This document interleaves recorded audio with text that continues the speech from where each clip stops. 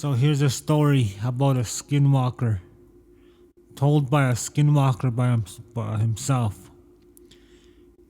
But he done all the rituals when he was a child, and then he did the ritual to undo it. And he's walking among us right as we speak. So subscribe my channel, like this video. Here we go.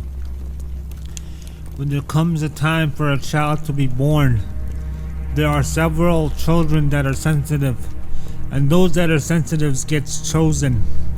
We who are sensitive to evil or good can see what normal people can't. ESP, as many scientists believe to be paranormal or supernatural, but you have to see it in the eyes of us who have been taught that everything is possible and it is all limitless. So basically we see things and let our elders know. When children cry, it's either because something was bothering them or they sense something bad. Easy when a child is laughing or smiling while no one is in the room.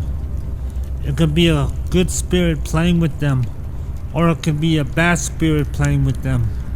It's hard to tell because there was nothing evil in the beginning, but it's all trickery to us because they can't harm the innocent. I was one of these children who was a sensitive, and I was given the name Hashke Tadizwood, which translates to one who walks around with warriors, or one who is always honest with those he encounters. Now with me, my grandmother raised me to be a good kid, never into going out at night, or opening a window at night, or whistling at night. No for a child, because that's what calls the bad spirits over to you. So I did nothing but listen to her stories of all these things. My father came into the picture when I was like 5 or 6, and he just visited from time to time. Now when I turned 8, I was allowed to go with him to his place. He then started my training, as I call it. I was hunting and gathering things with them. I thought it was fun because I was hanging out with my father. Now when I turned 9 and began, I was the youngest of the group of kids chosen by his elders to partake in this event. I was a sensitive and still am, so they performed a 3-day ceremony in which they had a huge bonfire going, and they were dancing around it. They had their skins and animal skins. When I say skins, I mean human skins as well. There were people getting butchered and mutilated in these camps in the caves on top of mountains near my hometown. I vividly remember watching a man get slaughtered, and I can remember his screams of agony. This is what haunts me to this day. I tell people all the time, dude, you have no idea what it's like to go through hell, or have to hear screams from it, or even watch it. We the children have to sit in front of a mirror. This mirror is like a portal to another deep, dark dimension, and it remains dark until the ceremony is almost complete. It reflects our image, but in a ghastly way. Now the chants and songs are being made while people around are getting slaughtered, and we had to fast without food or water for the whole 3 days while in front of these huge bonfires, while watching our own image in the dark mirror. Once the 3 days are over and there are some of us who survive, keep in mind that they choose up to 15 kids, and only 3 of us make it out alive. I'm the youngest of all of them. Now the 4th day we have to go around talking to animals in their language, and we have to understand them. We have to play with some and then challenge some, all while being observed by skinwalkers that are already initiated. If we pass with their approval, we get to do one more thing: eat. But in order to do so, we have to kill either an animal or a human. Then we eat whichever we kill. I killed a prairie dog because I couldn't even stand the thought of eating a person. That's what sets the skinwalkers apart. Whether you eat an animal or human, eating an animal will most likely result in us being able to obtain white or clear eyes. Until you eat snakes or coyotes, eating a human will always result in obtaining the famous and infamous red or yellow eyes. Once the sacrifice is made and you survive through it all, you obtain the right to be called the skinwalker. Now keep in mind that even skinwalkers play by the natural law. They come together in this time, be it bad or a good skinwalker, to raise more skinwalkers. But this only happens every rare occasion in which there are changes that are being made by the planet due to climate or interplanetary change. We are more in tune with nature than most. We understand the crystal and how it communicates to us. This is why most scientists believe that logic does not mix with reality. Logic is their way of trying to explain something they don't understand and are afraid of. We, on the other hand, know enough that there are always going to be things that we can't explain, but we will describe it. We won't be afraid of it because it's in our world. Then it must be in others as well.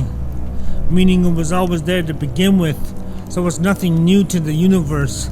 But it is to us, therefore it is not supernatural or paranormal. Same goes for spirits, aliens, UFOs. They're just crossing over. No big deal. Now Mother Earth provides us chosen with massive amounts of energy, which we can keep forever. We have the power to manipulate and control certain things. I, for one, can control the weather with my emotions and can befriend any wild animal. And I can also manipulate people's thought process.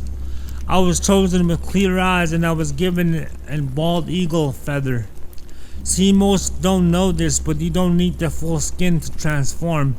You just need a piece of a part of the animal. I transformed for the first time and took me 12 hours to master the art. I had to let go of all limits I was taught.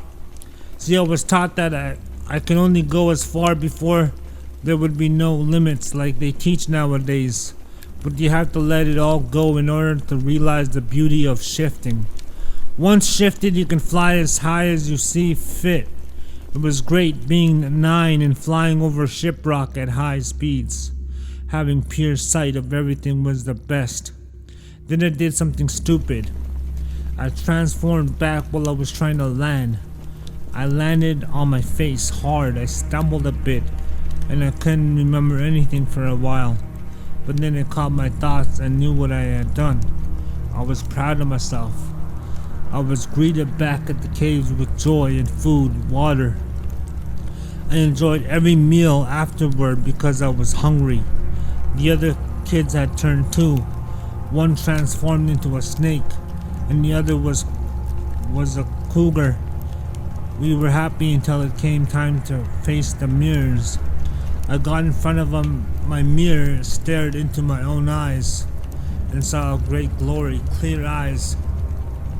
The mirror then finally became wavy as if it was part of the water, and something had hit it to make it start to wave. In the mirror was a mountain of flames, and towering over those flames was the dark winged creature that had a long jaw and what looked like ram horns.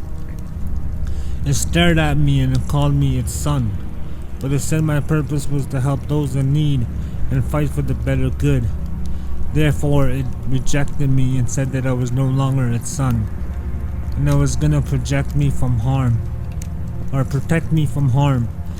but it would have nothing to do with me. The mirror cracked and the pieces fell.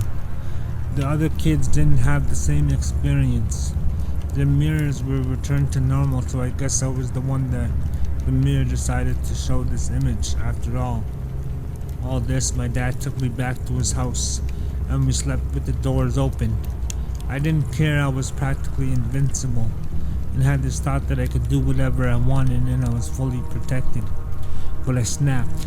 This orb of light came into the house and stood up, and I stood up. I wasn't scared, and this orb flew into me. It tickled, and I started to glow as if I was a glow stick.